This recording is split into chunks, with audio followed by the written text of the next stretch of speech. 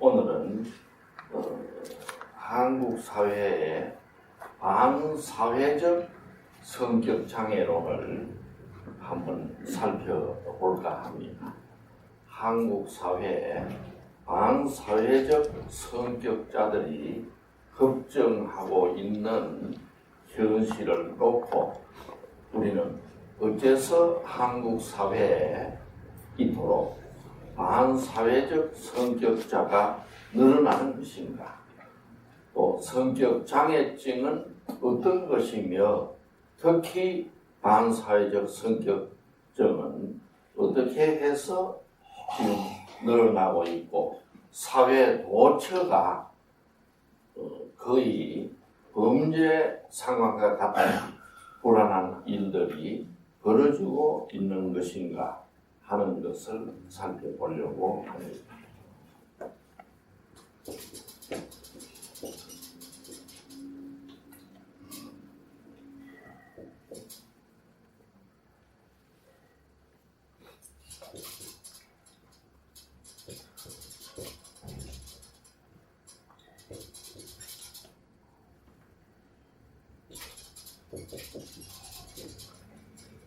여러분이 아시다시피 모든 사회는 혼자 사는 사회가 아니기 때문에 그야말로 말년전의 원시 사회와 달리 오늘날은 모두가 같이 모여서 더불어 사는 사회라는 것을 알 수가 있습니다. 더불어 산다 말은 모든 사회 구성원이 그 사회에 살고 있는 사람들이 이런 사회윤리를 가져야 되고 살아갈 도덕심을 가져야 되고 이것이 개인으로서는 양심으로 표현된다고 볼 수가 있습니다. 그래서 인간은 양심을 가지기 때문에 공동생활이 되고 또 집단에서 질서를 잡을 수 있는 삶이 가능하다고 보는 것입니다.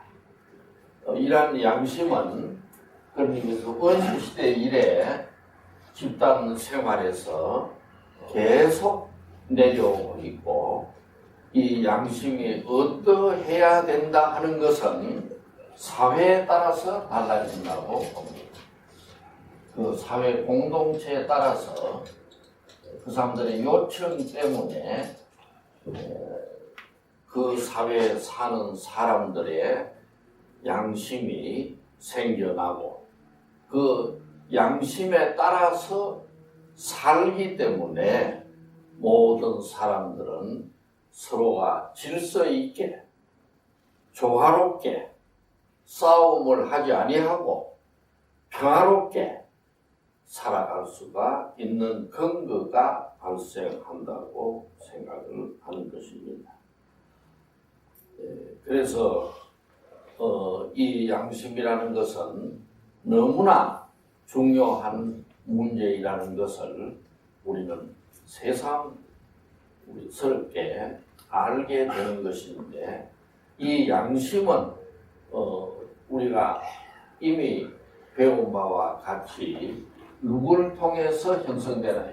아버지요. 이것은 이 형성되는 것은 아버지를 통해 가지고 양심이 형성된다 하는 것은 프로이트 이래 정신분석 연구로 말미암아 우리가 알게 된 것이라고 할 수 있습니다.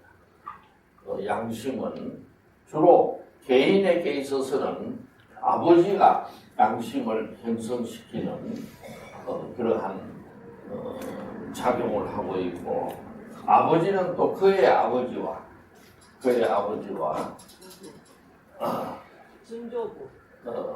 또 증조부와 물론 증조부와 내려오는 것인데 이 양심을 형성하는데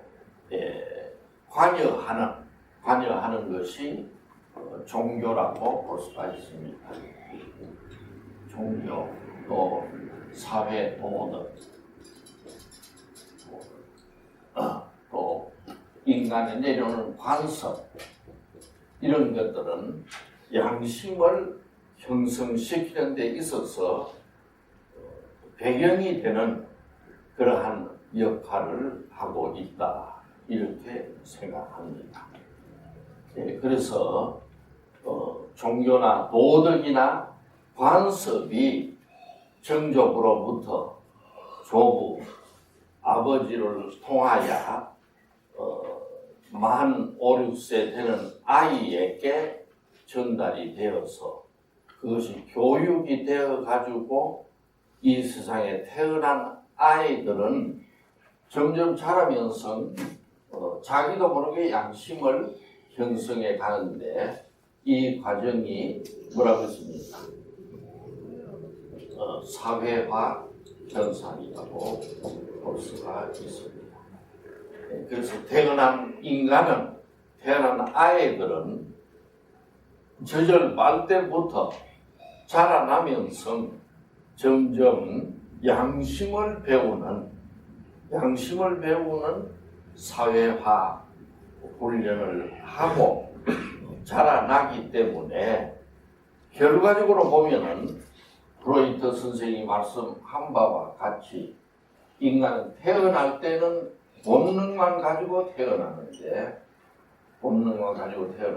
마지막 이드만 가지고 태어나는데 점점 양심이라고 하는 그것이 자라나는 동안에 머릿속에 들어오게 되는 것을 우리가 알 수가 있습니다. 그래서 본능만 가지고 태어난 아이는 젖을 빨면서 자라나면서 점점 양심이라는 것 갖다가 흡수하게 되고, 이 양심은 결국은 본능적 요구를 어떻게 합니까? 억제하는 역할을 하고, 주로 인간의 마음 속에서는 본능이 하고 싶다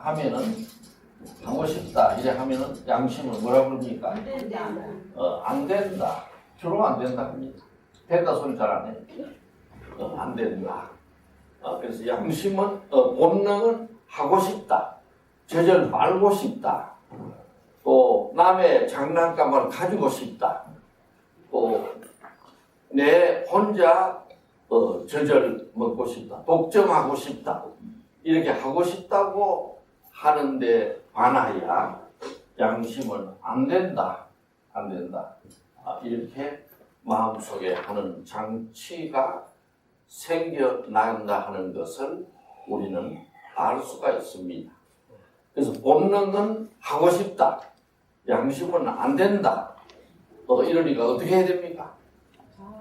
네? 이거가 조절이 그래서 이 사이에서 프로이트 선생이 전체적으로 말씀한 바와 같이 이거라는 것이 생겨나가지고, 이거의 역할은 본능은 하고 싶다, 양심은 안 된다. 그러니까 이거는 일단 본능의 욕구를 억압하고 연장시키는 노릇을 한다고 봤습니다. 일단 본능 욕구를 억압하는 작용을 하고, 일단은 완전히 양심처럼 안 된다는 소리도 하지 않습니다. 두 번째는 또 이번에 양심을 향하여 그렇게까지 안 될 게 뭐 있습니까? 될 수 있는 대로 될 수 있도록 한번 연구합시다. 될 수 있도록. 이렇게 설득하고 나서 이거는 어쨌든 되는 방향으로 현실적 노력을 하는 것이라고 볼 수가 있습니다. 현실적 노력을 해가지고 결국은 당장은 아니라도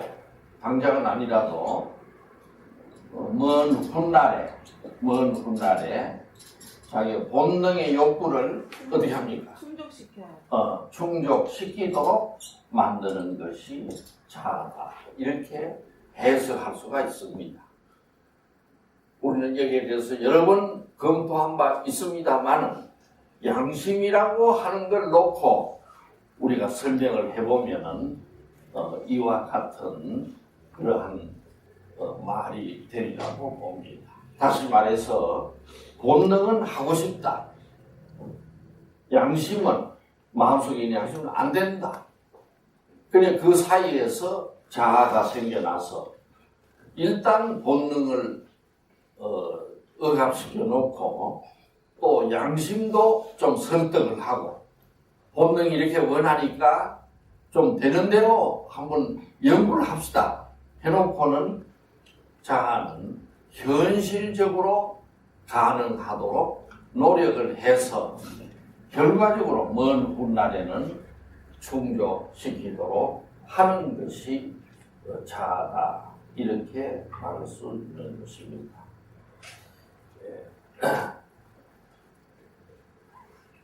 여러분 이해하시겠죠? 그러니까 따라서 이 사회윤리나 도덕이 양심으로 해서 태어난 아이들은 양심이 있기 때문에 자연히 태어난 아이들은 가벌병 쭉 태어나면 또 태어나고 모든 아이들이 질서를 잡고 상호간에 조화를 하고 본능은 있지만은 서로가 충돌이 없이 평화롭게 살 수 있도록 만드는 것은 무엇입니까? 평화롭게 살 수 있는 것은 무엇이 그렇게 만들고 있죠? 이거예요. 예? 종교. 결국은 양심이 그렇게 만든다고 보는데 양심을 갖다가 이룩하게 대대로 내려오면서 강화시켜주는 것이 뭐죠? 도덕이고 그 다음에 종교고 그 다음에 관습. 예? 관습이고 그 다음에 이제 좀 현대사에 내려오면서 법으로 구체적으로 나타나고 볼 수도 있고 또 법의 밑에는 각 규칙이 생겨난다고 볼 수가 있습니다. 그렇기 때문에 인간 사회가 혼자 살지 않기 때문에 다 같이 살기 때문에 결국 중요하게 필요하고 요청되는 것이 양심이라고 하는 것을 우리가 알 수가 있고 이 양심은 결국은 도덕이나 종교나 관습의 도움을 받고 나중에는 법의 규제를 받고 규칙을 세워서 거기에 따라서 우리가 인간은 살아나게 됩니다. 가령 빨간불이 켜면 어떻게 됩니까? 차가 가서 사람은 건너지 말아요. 건너지 말아야 돼. 이건 양심이 하는 것인데 그 양심이라는 것은 어릴 때부터 자기 속에 배워오는 것이라고 볼 수가 있습니다. 그래서 여러분이 아시다시피 이 양심은 이 사회를 구성하는데 가장 중요한 역할을 하는 게 바로 양심이다. 이렇게 볼 수가 있습니다. 만약에 양심이 없다면 어떻게 될까요? 사람들마다 양심이 없으면 무법천지가 되고요. 네. 막 싸우고 죽이고 막 난리가 나겠죠. 그렇게 되죠. 동물처럼 되고. 그야말로 이 양심이 없다면은 우리가 과거에 나온 토마스 홉스가 말했죠. 네. 무엇입니까? 만인은 만인에 대한 일이다. 토마스 홉스가 말하는 누가리아산에서 만인은 만인에게 일이다. 그러니까 서양 사회가 한때 르네상스 이후에 하나님을 부정하고 그리고 나서 만인은 만인에게 일이다 한 것처럼 양심이 사라지면 사회는 하루도 살 수 없는 무법천지가 되고 질서를 어기게 되고 살아갈 수가 없게 되는 것입니다. 그렇기 때문에 이 양심이라는 것이 필요하다 하는 것은 알 수가 있죠. 그래서 이 양심을 형성하는 데 있어서 그동안에 서양 사람들은 어떻게 해석했냐면 토마스 홉스가 말한 것처럼 양심을 결정해주는 것은 무엇이어야 한다고 홉스는 말했습니다. 만일의 일이기 때문에 국가예요. 르바이아산이라는 국가가 나와서 르바이아산이라는 말은 무슨 말이죠? 괴물이 나와가지고 국가라고 하는 괴물이 나와서 모든 인간들을 다스려 주어야 질서가 생긴다. 그래서 르바이아산은 그야말로 양심을 만들어주는 그러한 센터가 르바이아산이라고 토마스 홉스는 말했는데, 그래서 르바이아산이라는 것은 국가가 해주는 그러한 양심이지만은 여러분이 아시다시피 서양에 존 로크가 나왔다 그랬죠? 존 로크가 언제 나왔나요? 존 로크. 예? 1632년생입니다. 1632년. 그래서 존 로크가 나와가지고 인간의 양심을 만들어주고 사회를 만들어주는 것은 국가가 할 일이지만은 국가라는 게 무엇이 중요하나? 사람들의 마음이 중요하다. 이렇게 로크는 보았던 것이고, 사람들의 마음이 중요하지 무슨 놈 신인이 국가니 하는 게 중요하냐? 그래서 양심을 만들어준다는 것은 사람들이 모여가지고 계약을 하는 게 중요하다고 했습니다. 계약. 그래서 서양에서는 계약이 굉장히 중요한 의미를 가지고 contract. 그래서 서양 사람들은 양심을 우리가 가지고 살아야 되는데 그 양심을 구체적으로 실현하는 길은 인간과 인간 간의 계약을 맺어서 그 계약을 잘 따라가야 양심이 성립되는 것이고 유지된다. 그래서 계약을 중시했던 것을 볼 수가 있습니다. 그래서 다시 말하자면 서양 이 계약은 민법의 가장 중요한 역할을 하는 기둥이 된 것을 알 수가 있습니다. 현대 서양의 영미법에, 특히 영미법에 가장 중요한 것이 계약, 자유의 원칙이고 또 뭐입니까? 소유권, 절대의 원칙입니다. 소유권 절대의 원칙. 이 두 가지만 외워놓으면 돼요. 한번 따라해 보시면 민법, 계약, 자유의 원칙. 계약, 자유의 원칙. 소유권, 절대의 원칙. 그래서 이 합수의 일에 내려온 존 로크의 이 원칙이 오늘날까지 내려오고 있다. 이렇게 볼 수가 있습니다. 그래서 내려오니까 여러분이 아시다시피 이 사회를 형성하는 것은 양심이 형성하는데 그 양심은 국가도 해주고 도덕 사회윤리가 해주지만은 결국 그걸 만들어 나가는 것은 개인들의 자유의지에 의한 뭐입니까? 의지에 의한 계약이 이 양심을 만들어가는 기초가 된다 하는 것을 알 수 있습니다. 그러니까 계약을 일단 맺으면은 지켜야 되나요? 안 지켜야 되나요? 지켜야 돼요.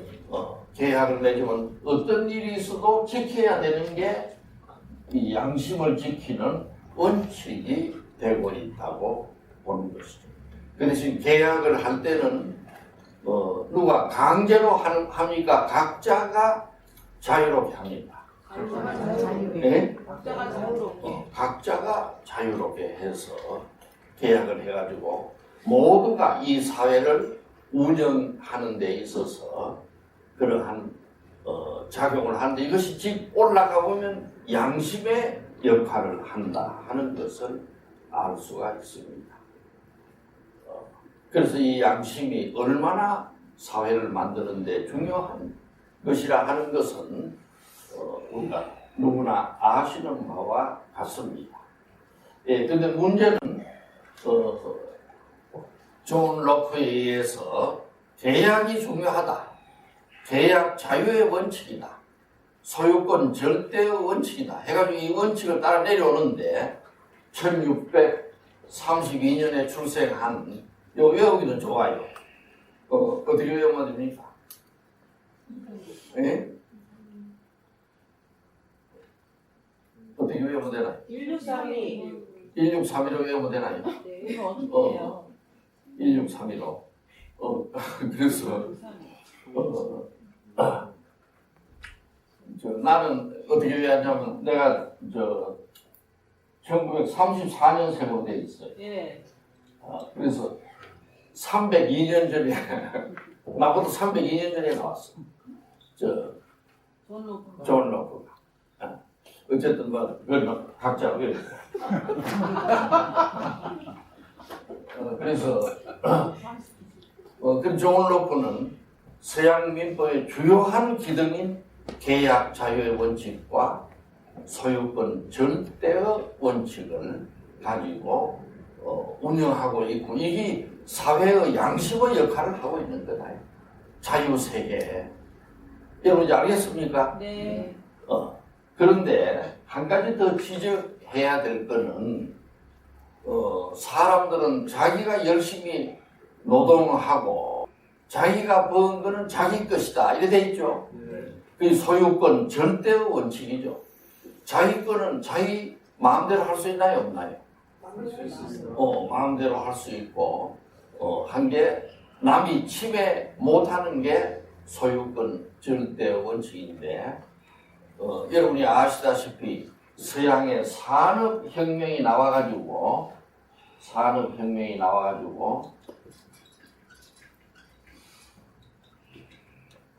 공장이 생기게 됐습니다. 서양에 공장이 생기게 되니까 무슨 와이셔츠 공장이니 신발 공장 또 네일을 짜는 공장 책을 만드는 공장이 생겨나니까 어떤 걸 가져왔나요? 공장이 생겨나니까 대량 생산. 대량 생산이 가능했다는 게 대량 생산. 대량 생산. 그래서 17세기부터 18세기 오면서는 공장이 생겨나가지고 옛날부터 우리나라 선조들이 말하자면 자기 아들 네이 하나 자르려면 얼마 걸립니까 시간이? 몇 개요? 예? 몇 개요? 한 이틀, 2, 3일. 최하 2, 3일 일주일 걸리죠. 그런데 공장이 생기라니까 얼마 걸립니까? 하루에도 수백 개, 수천 개가 나올 수 있어요. 막 돌아가면 그렇게 되죠. 그래서 여기에서 이런 물건이 많이 생겨나니까 사람들에게 좋나요, 나쁘나요? 좋아요. 사람들에게 좋아요. 좋은데 어떤 문제가 생기냐 하면은 대량 생산이 되니까 공장장이나 공장 주인이나 혹은 기업하는 기업인들은 돈을 어떻게 되나요? 많이 벌고. 엄청나게 벌게 돼요. 갑자기 하루 있다 출근하면 또 막 와이셔츠가 나오고 단추가 나오고 구두가 나와가지고 팔리니까 이것이 생겨. 그래서 어떤 일이 생겼느냐 하면은 유럽도 18세기, 9세기에 넘어오면서 어떤 현상이 생겼습니까? 어떤 현상이 생겼나요? 대공황. 물질 대공황. 만든지 대공황. 잘 사는 사람은 잘 살고 못 사는 사람은 못 사는 격차가 생겨나게 됩니다. 격차. 부르주아 프롤레타리아. 말하면 그렇죠. 그래서 잘 사는 사람들은 갑자기 공장에서 막 만들어내고 남대문 시장에 팔고 이러니까 돈이 막 들어와 매일. 못 사는 사람은 공장에 출근하고 일해도 돈을 얼마 받을 수가 없어요. 심지어 여러 가지 생활이 될까 말까 한 정도가 되게 돼 있어. 이래서 이때 말하자면 존 로크의 후배가 되고 하지만은 불란스 사람인 제이제 루소가 나온 겁니다.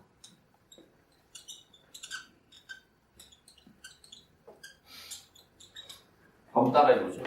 루소, 잔자크 루소, 잔자크 루소. 잔자크 루소는 이 존 로크보다 조금 후배. 이 사람은 1711년인가 조금 후배입니다. 다시 말해 존 로크의 좀 후배되는 루소가 나와가지고 다 같이 우리가 태어났는데 누구는 또 무뿌리를 먹고 누구는 무슨 뿌리 먹습니까? 인삼 뿌리를 먹고 이러냐. 다 같이 태어났는데 그리고 인간은 평등하게 태어난 거 아니냐. 부모한테서 태어날 때 뭐 금을 가지고 태어난 것도 아니고 그런 거 아니냐. 그래서 평등론을 주장을 하게 되고 그래서 이 사람은 루소도 계약에 대해서 언급을 했는데 그래서 평등하게 태어났기 때문에 계약을 맺어도 결국은 모든 사람들이 원하는 방향으로 계약을 맺어야 된다. 모든 사람들이 원하는 게 뭐냐? 그게 뭡니까? 예? 일반 의지라고 그랬습니다. 일반 의지. 불란스어로 볼론테 제네랄이라고 그래요. 볼론테 제네랄. 한번 따라 읽어보시면 일반 의지. 볼론테 제네랄레. 그래서 일반 의지로 된다. 그래서 존 로크, 영국서 나온 존 로크와 달리 스위스에서 한때 정신병원에 입원했던 루소는 모두가 같이 살아야 된다. 그래서 그야말로 일반 의지에 의한 계약. 그렇기 때문에 어떤 의미에서는 다 같이 잘 살아야 된다. 뭐 이런 얘기를 한 것은 사실입니다. 이 로크와 루소가 이런 말들을 했는데 산업혁명이 발달하니까 점점 빈부격차가 심해지고 잘 사는 사람은 잘 살고 못 사는 사람은 못 살고 이렇게 생겨나니까 누가 나왔나요? 예? 1848년에 칼 막스의 공산당 선언이 나온 것입니다. 칼 막스.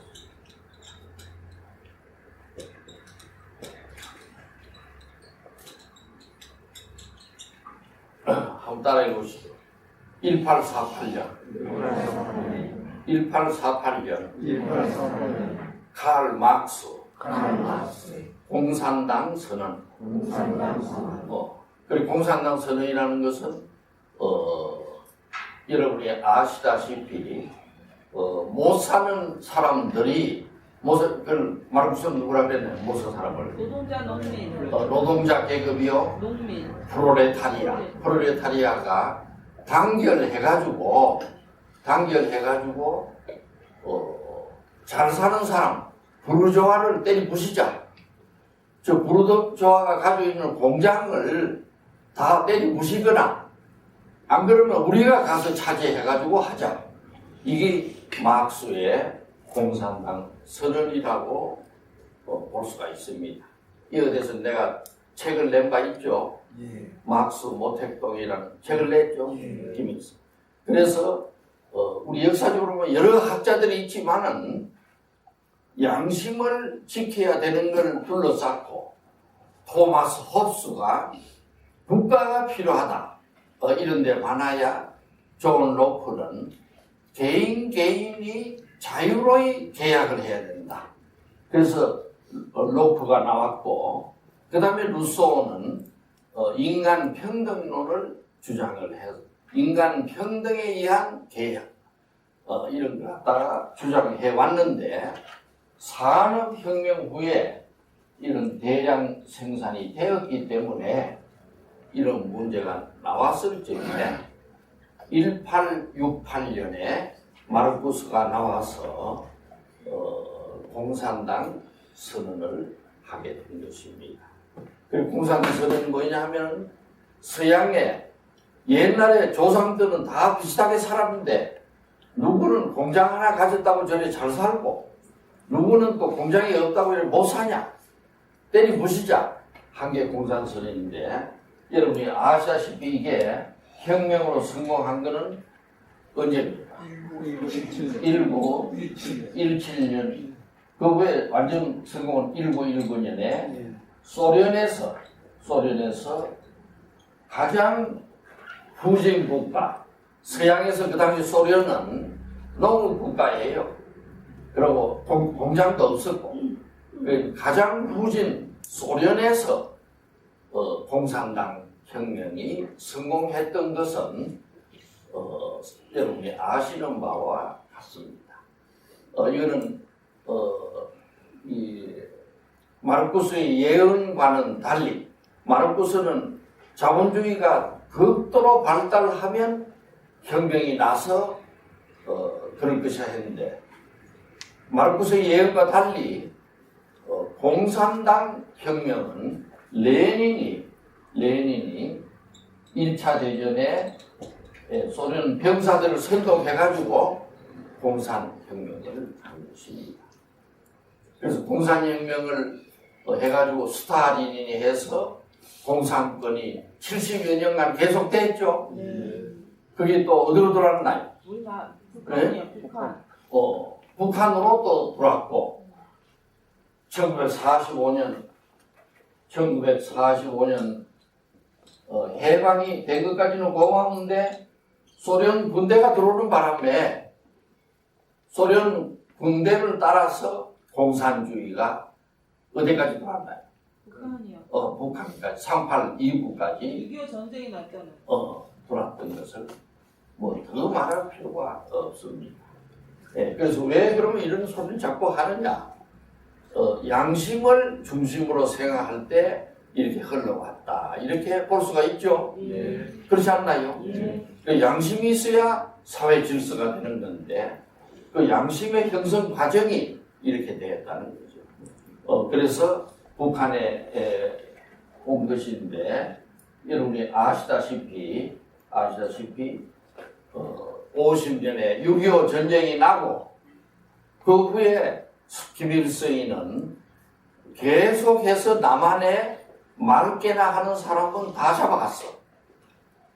평양으로. 그리고 또 미국에 사는 정치학자, 사회학자 이런 사람들 중에 북한에서 온 사람, 북한에 친척이 있는 사람, 또 좀 빼딱한 사람 이런 사람을 평양에 초청해가지고 남한에 가가지고 공산당을 선전하라 해가지고 속속 뿌리를 박은 것이 오늘날 남한 사회가 공산당이 지금 일부가 설치고 있는 사회까지 된 것은 사실입니다. 특히 지난 10년간 김대중 씨가 6.15 선언하고 나서 10여 년간 오늘날까지는 주로 남한도 공산주의 비슷한 것들이 전부 지금 세력을 잡고 왔기 때문에 공산당 비슷한 상태가 지금 유지되고 있는 것이다. 이렇게 말할 수도 있습니다. 여러분이 아시다시피 공산주의는 망했죠. 그래서 공산주의적 양심은 안 된다고 하는 게 정립이 됐어. 역사적으로. 왜 안 되느냐? 다 같이 태어났으니까 공산당은 다 같이 먹자. 또 다 같이 태어났으니까 같은 음식도 먹고 옷도 같이 입자. 구두도 같이 신자. 이래 됐는데 결과적으로 왜 공산당이 망했나요? 왜 공산주의가 망했나요? 열심히 일해도 자기 게 안 되니까요. 네? 열심히 일해도 자기 것이 안 되니까. 소유권 절대 원칙. 그러니까 계약 자유의 원칙과 소유권 전대 원칙은 자유민주주의로 흘러갔는데 공산당은 니꺼 내꺼 없다. 전부 그만 나라가 다 하고 배급해주고 하니까 결국 어떻게 됐나요? 결국은 일하고 싶은 의욕이 없어. 공산당 나라에서는 아무리 일을 해도 자기 되지를 안 해. 그래서 사람들이 일을 합니까 안 합니까? 안 합니다. 미쳤다고 합니까? 안 해요. 안 하니까 생산성이 떨어진 겁니다. 공산주의가 망하면 생산성이 떨어져서 나왔어요. 생산성이. 특히 미국 자유민주주의를 한 미국과 겨누어 볼 때 미국은 나날이 번창해 나가고 물건이 생산돼 나오고 이런데 공산주의는 생산이 떨어지게 된 거예요. 그래서 저희들이 좀 생산이 떨어지게 되니까 스탈린이 어떻게 했나요? 감시. 전 공산당원 당 국가 이런 사람 감시하기 시작했어. 무엇이 감시했죠? KGB가 감시를 했네. 그러니까 사람들이 감시를 당하기를 좋아하나요? 싫어하나요? 싫어합니다. 네? 싫어합니다. 감시를 당하기를 싫어해요. 그래서 감시를 당하기를 싫어하니까 자연히 사람들은 스트레스를 받나요? 안 받나요? 맞습니다.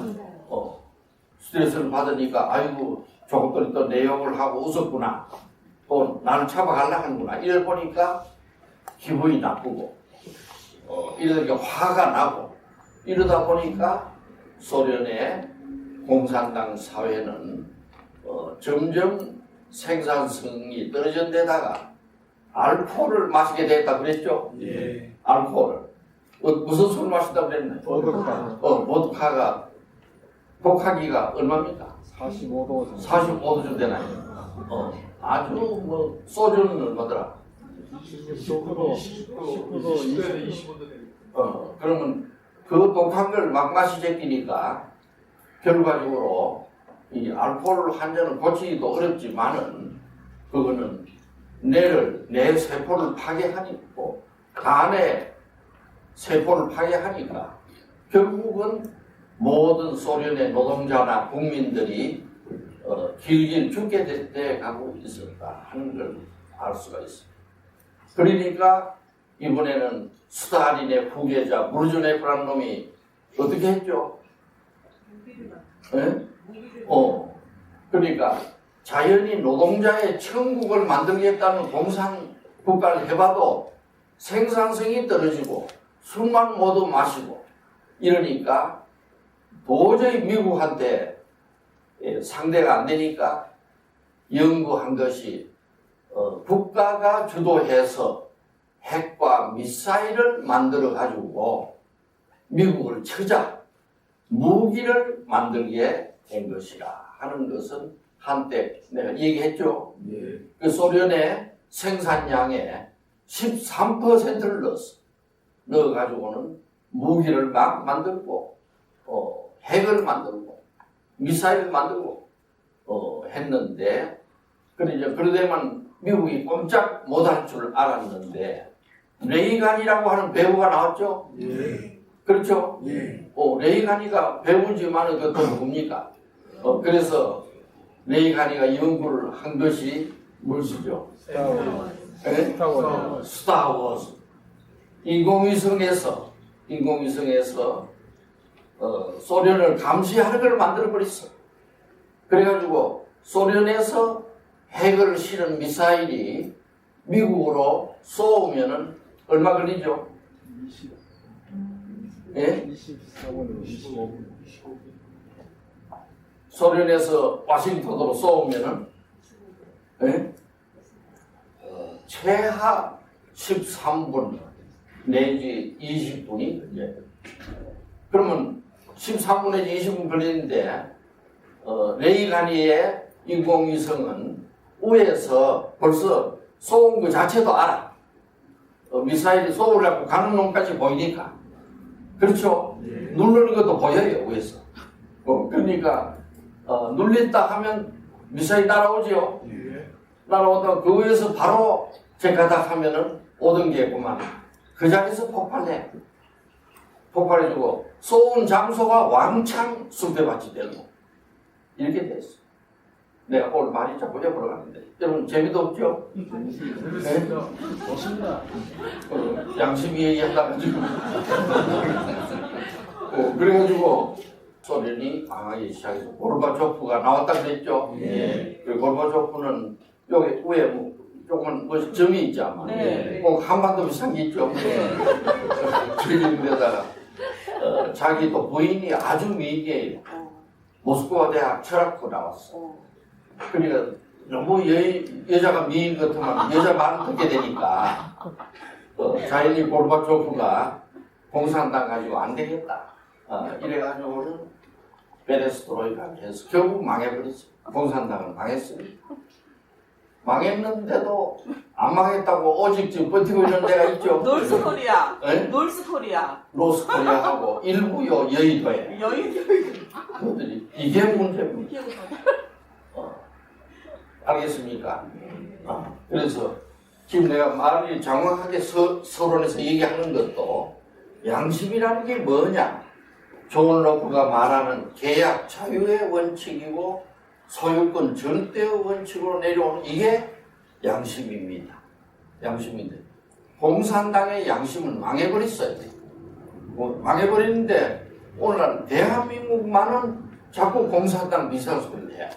그러면 공산주의적인 양심은 안 되고 자유민주주의적 양심이 기묘한 것이라 하는 얘기를 먼저 하는 것입니다.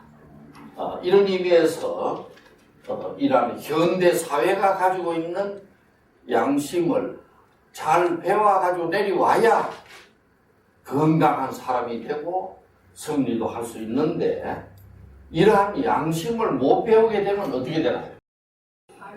예? 이런 양심을 만약에 못 배우게 되거나 어릴 때 아버지가 돌아가셨거나 안 가르쳐 주었거나 못 배우게 된 사람은 반사회가 되는 것입니다. 지금 내가 이 얘기를 하려고 이렇게 길게 얘기하는 거예요.